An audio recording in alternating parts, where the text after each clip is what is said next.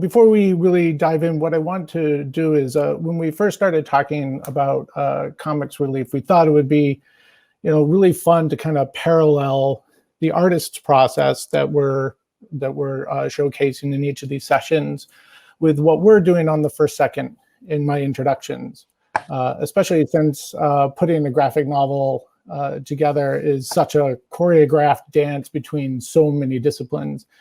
I mean, it could involve having a separate writer, inker, flatter, colorist, and letterer with countless numbers and combinations in those roles. And other times it could simply just be one person who's doing everything. And that's just on the creator side. For second, we have our own teams of editors, designers, managing editors, copy editors, production managers, marketing, sales, schools and library reps, all these people on both sides of the spectrum who all have their roles in, getting the book out in the world. So I thought it would be fun to just talk about some of the things that I do really quick to kind of set up our projects. And one of the first things that I do is I set up a phone call or a video call with my creators to kind of kick off a project. And even if I've worked with that person before, this is the opportunity where I get a chance to get on the same page with what the project is supposed to be.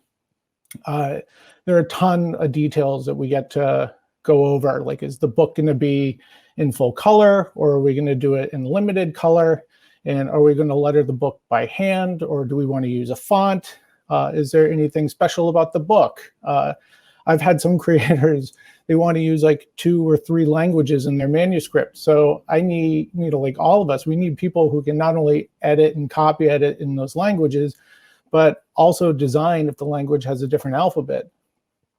Is my creator going to work in traditional media, digital media, or both? And sometimes someone will indicate that they want to try something new, and that new could mean anything from a different approach to their style, or simply a new tool or a new software. So this kickoff call is really where I go to kind of get into my creator's brain, to kind of understand what their vision is for the book, and then how we, for a second, best make that vision happen. We line up the resources and prepare to dance our dance, because every project is different. And that's kind of the amazing thing about it. No project is ever cookie cutter. Everybody works in their own way. Even the structure of today's festival sessions aren't even sacred. Some creators letter first. Some folks don't do thumbnails and jump right into sketches. And some creators don't use pencils and inks, and they do everything on the computer. So why these particular steps of thumbnailing, inking, coloring, and lettering and beyond, besides the fact that they make fancy festival titles? This is oversimplified milestones for most projects. Thumbnailing is the part of the sketch process where, someone is storyboarding out their book and quickly and roughly getting their ideas on the page. And inking is when one of those ideas is when someone solidifies those ideas and adds detail. And coloring is when a colorist is adding another level of detail to the art through tones. And lettering, of course, is incorporating the text with the speech bubbles into the art. So speaking to our audience, when you listen to Lisa and eventually Kat and Gozi, notice the similarities and the differences in their process. You're probably going to hear a little overlap in what each of them talk about in their sessions. And that's because they all fundamentally go through the same steps, but depending on their individual process, each stage will influence other stages differently, sometimes in very subtle ways. And to me, this is the coolest part of the job, is because every book has its own unique path to get to the final book. So without further ado, I am over the moon to introduce Lisa Braun for session 3 on thumbnailing, author of The Phantom Twin, a sweetly spooky YA graphic novel set in a turn-of-the-century sideshow in which a young woman is haunted by the ghost of her conjoined twin. Hi, Lisa. Hi. um, Hi. Good morning. Good morning. I'm on the West Coast. It's a little early, so I'll Yeah, be drinking coffee the whole time. nice. Um, I'm actually doing the same thing. I got yeah. my nice purple mug. Mine says not paint water.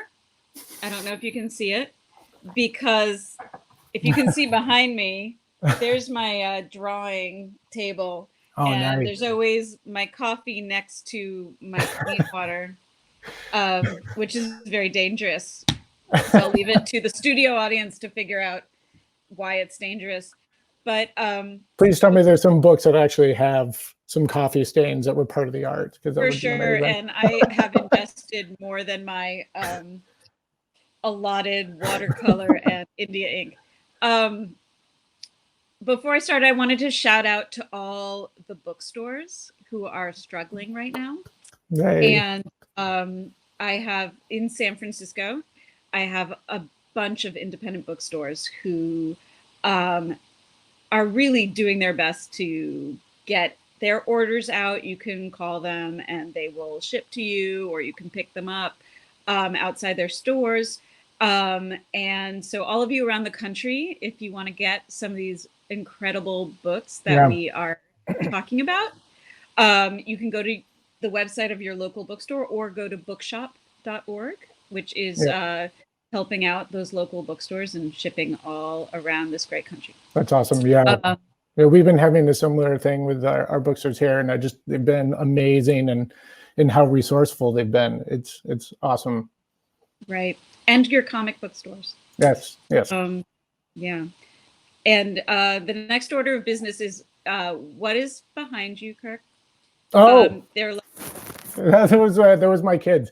They wanted to they wanted a little bit of decoration for that, so it's Rory and Danny. So okay, yeah, so they're keeping me noted. company. Yeah, Okay. keeping me company.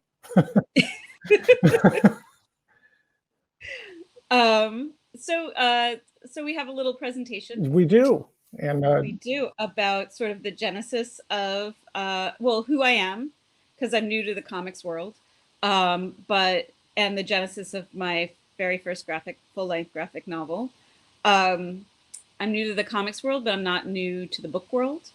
I put up a slide of a bunch of my picture books I've done, both as writer illustrator and then just as illustrator. Um, my most recent is Goldfish Ghost, which I did with Lemony Snicket. he must be A fun to lot work of my with. books. What? He must be fun to work with. You know. Yeah, he's fun to work with. I'm a little biased though. Um, yeah, so those are my books. A lot of them are creepy, spooky.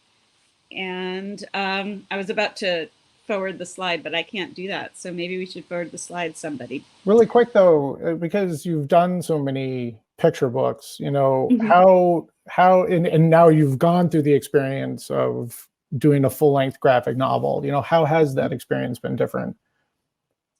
Um, a lot of it is scale Mm, um, and script.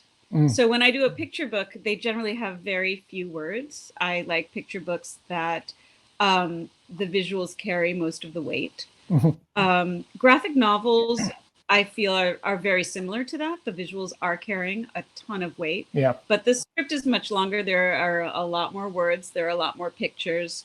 Most of my picture books are 40 pages long. This was 200 pages, but yeah. it's almost more than 200 pages because generally there are um, 2 to 6 panels per page. Right. So each panel is like a page. Yeah. Well, you're right. Right. So there are, hundreds and hundreds of little bitty compositional pieces. I mean, and how did that affect your workflow? I mean, did you find yourself, kind of really sticking to this picture book headspace throughout the whole thing, or towards the end, do you think you kind of developed a headspace that's very specific to, you know, a future graphic novel project? Yeah, That I would be think it different? is a different headspace. I think some of it is because of the older audience. Mm. Oh, true. So I did the only other YA book I've done, and it was years ago, and I co-authored it and illustrated it. And it's on actually the next slide, if you want to put up the next slide, called Picture the Dead, which I did with the amazing author Adele Griffin. Mm. And that was a full-length novel, and I felt like I was in a very different headspace. Yeah. I was submerged in the characters and the text in a way that I'm not in the picture book. Oh, interesting. That's pretty cool. So like I was writing parts of it, and I felt very emotional, which I don't generally in my picture books. Oh, actually, I was going to talk to you about that a little bit. I mean, you know, because you really are, you know, I find in character design, period, you know, someone really needs to kind of develop a relationship with their character. But I imagine this is just amplified tenfold. Like you're just really, you know, you're really emotionally connected to this character. Yeah.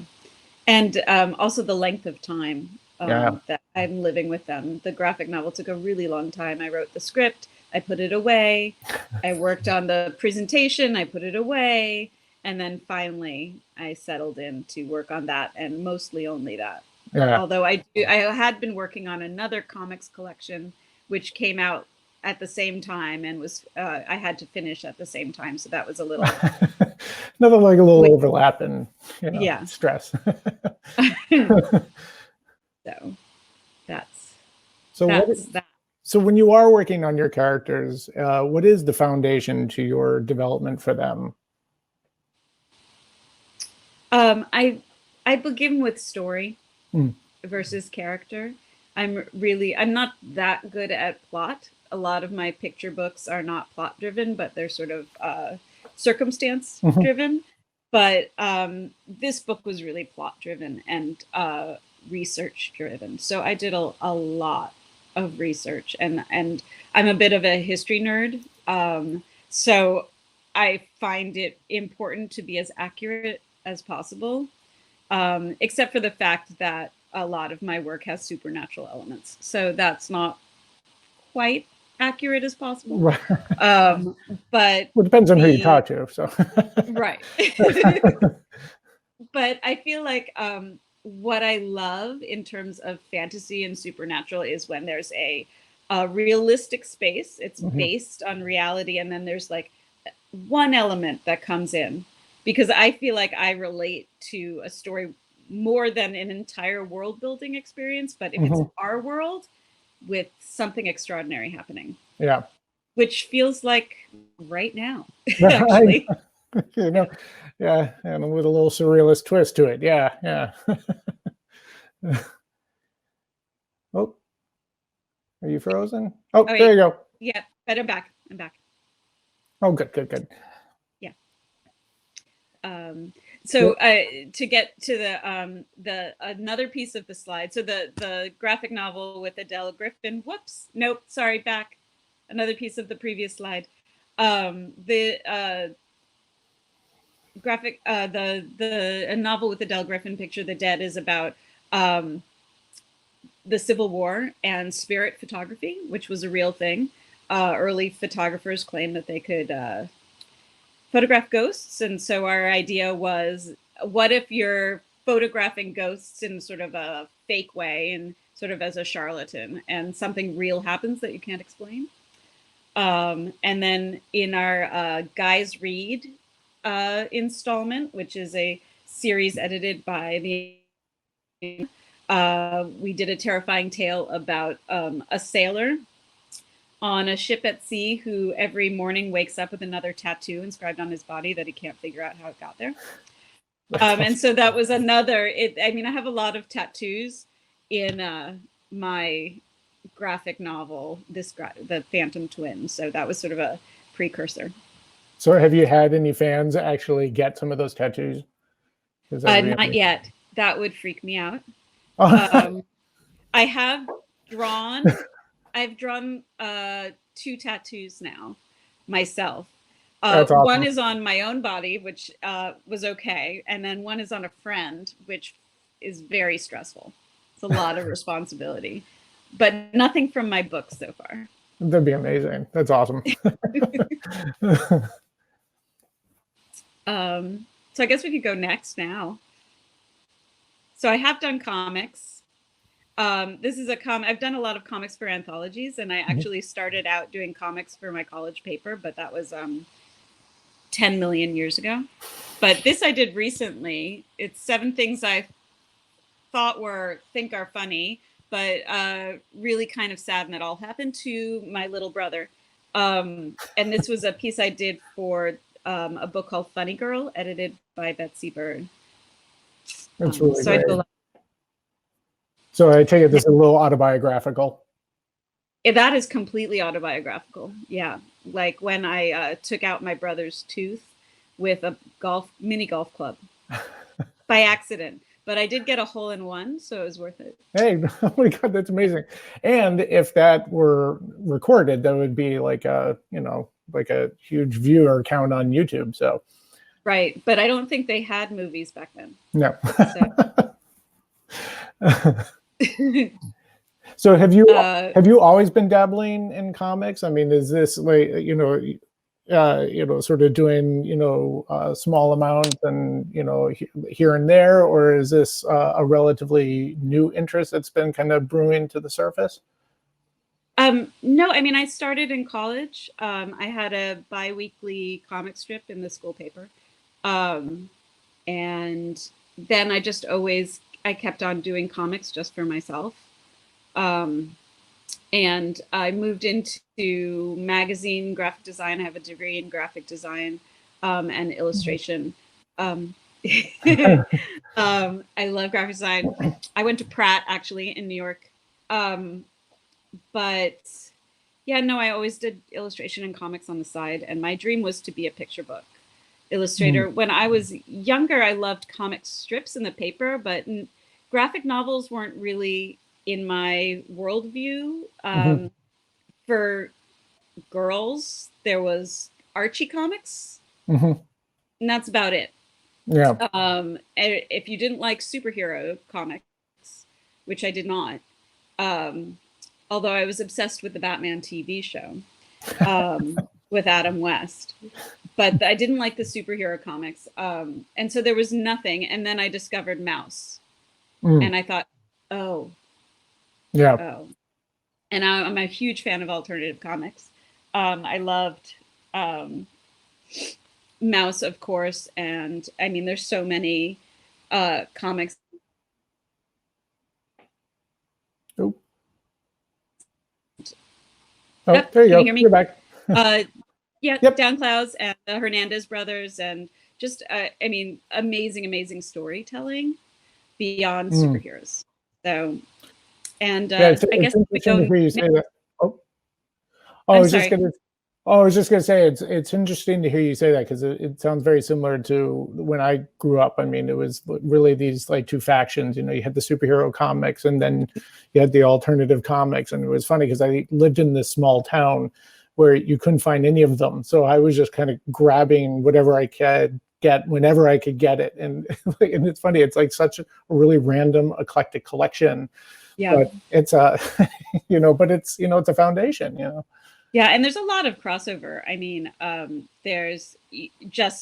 we just saw Jean Yang, who does alternative comics or graphic novels and superhero comics, and Mariko Tamaki, who does both. So, I mean, there's some people who are really good at sort of code switching between the two of them. For sure. But next, I think, is a slide about the comics collection that I was trying to work on at the same time as the Phantom Twin, which is out right now, this month. Right now. So these are comic strips, and they're comic strips based on literature, which is my other love, is literature. So I don't know how big people can see it, but these are I'm summing up books in 3 panels. I love this. Thank you. It's so much fun. This is like the Cliff Notes I wish I had, you know, it's just. Right. I mean, it's not gonna, I don't think that you should count on this to write your papers. But it gives you a little bit of an idea. Yeah, you know, you can fill in your own blanks, you know. Right. So yeah. Whoops, there's my phantom twin.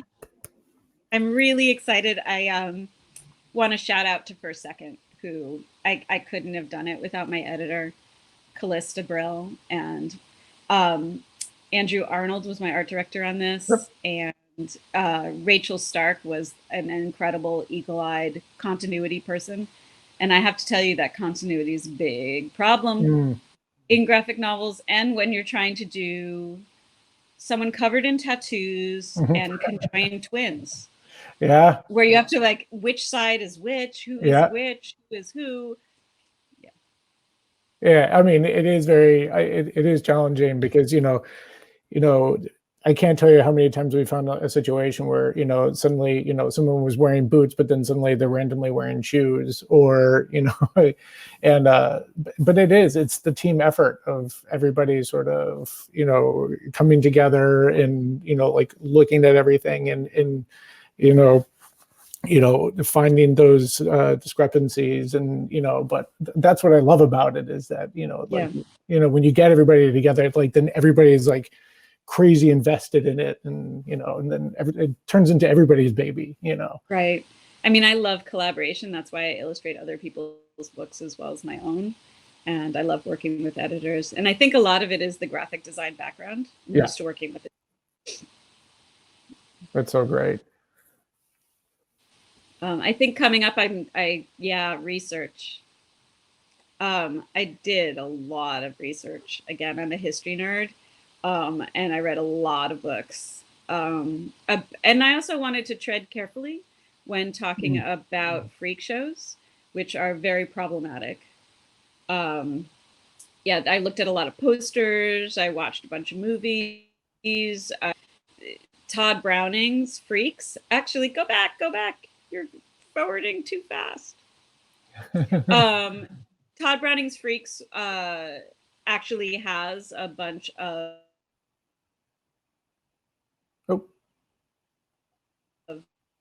little. There you go. You're back. Yeah. So they had freaks from living freaks from the Freak Show who were the actors. It's a brilliant, beautiful. It's an amazing movie. Yeah, and then he has a silent film, which a lot of people don't know about, with a young Joan Crawford and Lon Chaney, that is also about freaks in a circus, and it's really, really beautiful and moving and ridiculous, absolutely ridiculous. So I was going to ask you, like, how far down a rabbit hole you get with your research, and I mean, it sounds like you're you know, taking in, you know, a bunch of print. I mean, are you going to sideshows? You know, are you flying out to Coney Island to see the? Yeah, they don't really exist anymore in the way that I am writing about them. You know, because of the problematics of a sideshow about putting human beings on display, about with the disability rights movement and things like that. They don't exist in the way I'm talking about them anymore, thank goodness. So I'm not actually seeing any. I didn't actually see anything, but I did a lot of visual research, and I read a lot of sort of academic texts about it, as well as first-person stories, primary resources. But I do have carnival blood in that. Oh, nice. A cousin of my grandfather was one of the premier carousel carvers, wooden carousel carvers at the turn of the century. And his carousel was in Coney Island. Now there's not a replica. There's, I think, one of the last ones is in Circus World in Florida. That's amazing. Yeah, he's the only artist I know of in my family. Oh my God, that's awesome. Yeah, growing up, I was just down the street from the Tom Thumb's house that he bought and retired in, which was amazing. It was just kind of like randomly next to a school, like it was a little museum and everything. It's amazing, but that's incredible history. I love that. Yeah, I love it too. His name, if you ever want to go, people want to go look him up. His name is Marcus Illions, Illions, like millions without the M. That's awesome. That's you get to, can be like, I'm part of that, whenever you see it. Sort of, yeah. So now we can go forward to some primary resources. I didn't put a lot of pictures because the copyright is always an issue. But some of these are in the public domain. So I just looked at a lot of pictures of sideshow freaks. And I want to say that freaks was the term that these performers gave themselves. So I'm not being detrimental or pejorative in any way. It was a sort of a badge of honor. So I looked at a lot of primary sources. So here's some tattooed lady and a little person on the sort of ticket counter trying to entice people into the sideshow, and snake charmer. I think we can go next. This is the Congress of Freaks, one of P.T. Barnum's Ringling Brothers sideshow with a lot of very famous people and performers in it. This picture we used in the back of my book. Okay. With the author. And I talk about some of these real people, really amazing, beautiful people with sometimes really horrific lives and sometimes really just powerfully empowered lives. So again, I like complicated things. Yeah. Next.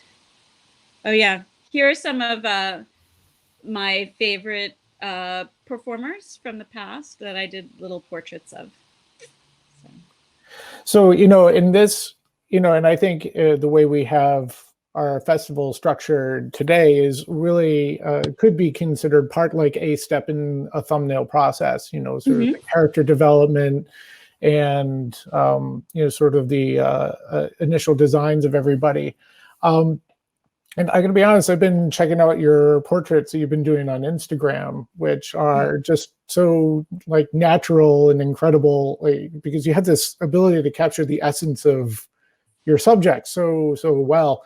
I mean, how long does it take you to find that aha moment with everybody, whether, like these guys, which are, based off of real people, or even your own characters for your story? Mm-hmm. It varies. Sometimes it comes right away. Yeah. And sometimes I'm drawing and redrawing and it's driving me crazy. Most of these portraits, it happened right away. I mean, I think it's easier when there's one super characteristic element to a person, like covered with hair. Right. So that it's easier to get the essence of Jojo the dog face boy than it is sort of a person who's just like some regularly bodied author. So a beard helps, glasses help. Yeah. That's awesome. So sometimes I can do it in a couple hours and sometimes it takes a day or something. Nice. Straightforward. Yeah, now I'm getting into process. Nice. Which I know we've heard about in the previous panel, but I start with words in just about every book I do. I mean, I start with an image in my head, like when I started with Goldfish Ghost, which was my initial idea was an image, and I said to Lemony Snicket, I said, what if there was a goldfish who died, like all goldfish do, very quickly. My son had a goldfish that we brought I don't know.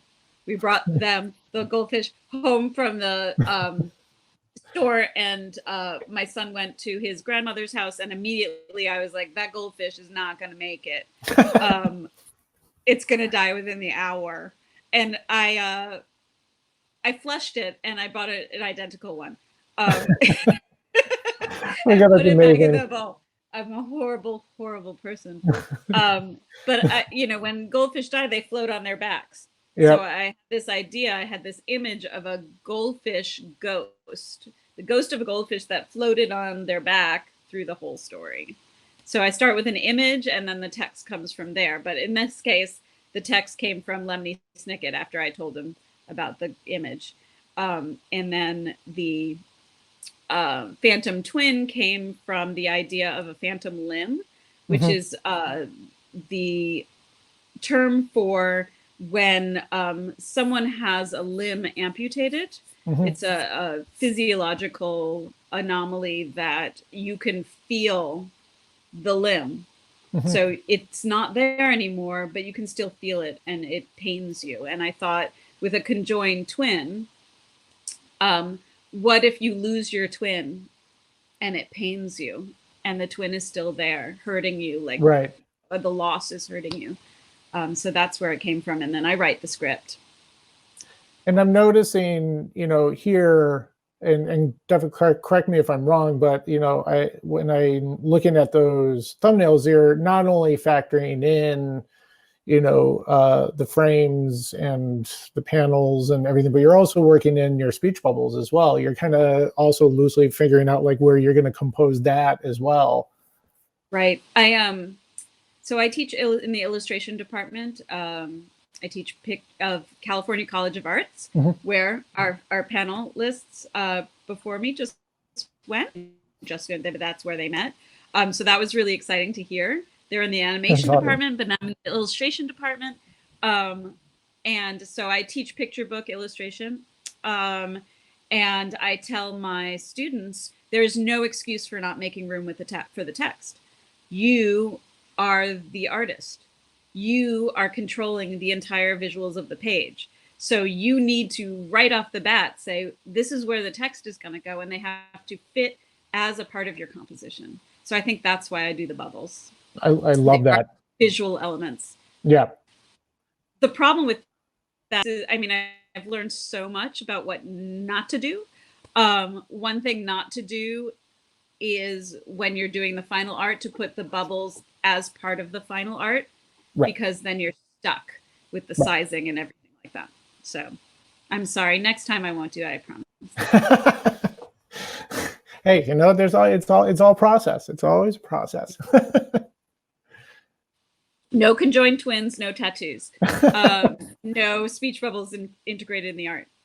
Yeah, so I thumbnail out the entire book before I start drawing, page by page, and I try to see which pages are going to be facing so Mm. that the compositions work as a whole.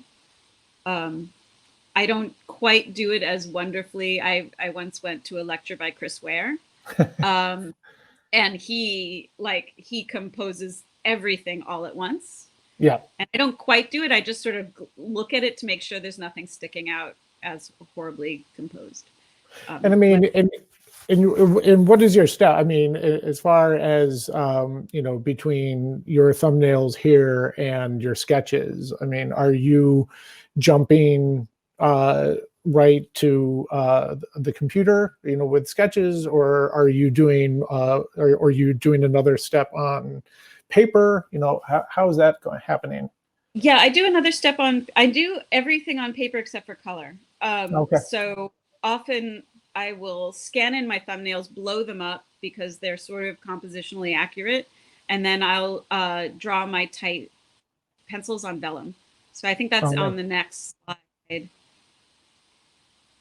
Oh, nice. Yeah. So you can see thumbnail to tight sketches. And I actually love my pencils so much that I would like someday to do a graphic novel on vellum in pencil. Um, I'm always struggling with getting tight, Yeah. and pencils help me from not getting too tight. Well, I have to say though, like there must be something so satisfying penciling on vellum too. It's just, It, like it's such an amazing tactile, like yeah, not it's it's so soft and smooth. Yeah, mushy. yeah, Yeah, you I love know.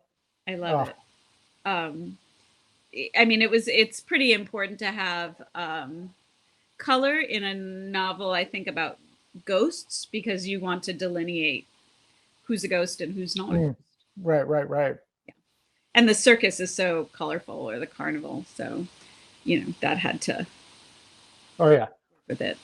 So okay, so now you have your pencils on the vellum, and then is that when you're bringing? Are you adding texture to the vellum too, or is that what's your next step? What is my next step? I mean, I'm adding shadow and stuff just for fun, basically. And then when the sketches are super tight, I put them on a light box. I think it might be on the next slide, or maybe not. Nope. Well, I put the tight sketches on. Actually, I usually scan them in, clean them up, make them super dark, put them on a light box, and then ink over it on paper. Okay. And for this book, I used a nib pen. Oh, fun. Those are more. Where is the? Yeah, I think the inks are in a while. Sorry, but yeah, I mean, it was a learning curve to have to work with an ink pen, a nib pen for an entire book, because there's a lot of smudging that goes on. Usually, I work with either a brush pen, like a Pentel brush pen, or for my picture books, I use a brush and ink. Okay. So it just depends on the project. I like the sort of thin, precise lines of the nib pen for this one. And when you've been in with your penciling, I guess I should have asked this here earlier, but did you find yourself having to redo a fair amount of sections, or adjust your story in any way, or like once you kind of thumbnailed a bunch of panels, did you ever have any points where you're kind of like, this isn't flowing the way that I thought it was in my head, or anything like that? Not so much the story, but the text definitely was, there was a lot I could take out because the visuals were carrying the weight. Oh, interesting. And I didn't want the text, the pages to be too text heavy. Right. I didn't want you to have to read long panels of text. That just wasn't the style of the book. So I was able to take things out. And sometimes, I felt like in my head, I had designed the script to have things on the same panel that I spread out afterwards when I started penciling and thumbnails. So I'm actually getting a little ping to sneak in a couple of viewer questions before we actually finish off. So actually, we have a question from Kobe Van Beest. How do you balance words and images when you have a lot of detailed information to pass on? It's hard. I mean, sometimes you have to stretch things out. You have to add pages because you don't want it to be too crowded. You want your information to come gradually. There's always narration boxes if you really need to do that. Right. So yeah, that's basically it. I mean, a lot of it is just trying it and seeing if it's too heavy. I had a lot of readers, a lot of people who have done 1 million comics before to help me with the pacing and things like that. That's awesome. And then we have one last question from Evie. What do you think is unique about comics in their ability to depict time and space compared to other art mediums? These are all really good and really hard questions. I know. I'm like, wow, should have called them. I mean, as someone who reads a lot of novels, I think it's just different. I think that you're getting an extra layer of information in comics. You're getting into the illustrator's head a little bit. So instead of getting to imagine the visuals yourself, you're being sort of helped along by the imagination of the creator a little more than in a novel. A novel gives you space in your head to imagine the visuals, and a graphic novel sort of presents the visuals to you. It's just a different thing. It's like Yeah. a movie versus a radio program. Yeah. Or both are good, you know. Well, thank you. Thank you so. This has been awesome. I feel like we could go for like another half hour, but I know. I feel so sad. I just wanted to say, like, I colored it on the computer for the first time. And that was due to Lei Wen Fong, who is an amazing, amazing illustrator, who saw my book and I was going to watercolor the whole thing. And she said, "Don't you dare." And she made me a template and taught me how to do it. that's awesome. So she was, I couldn't have done it without Lei Wen. That's awesome. Well, thank you so Thank you. much. And I love being here. this is awesome.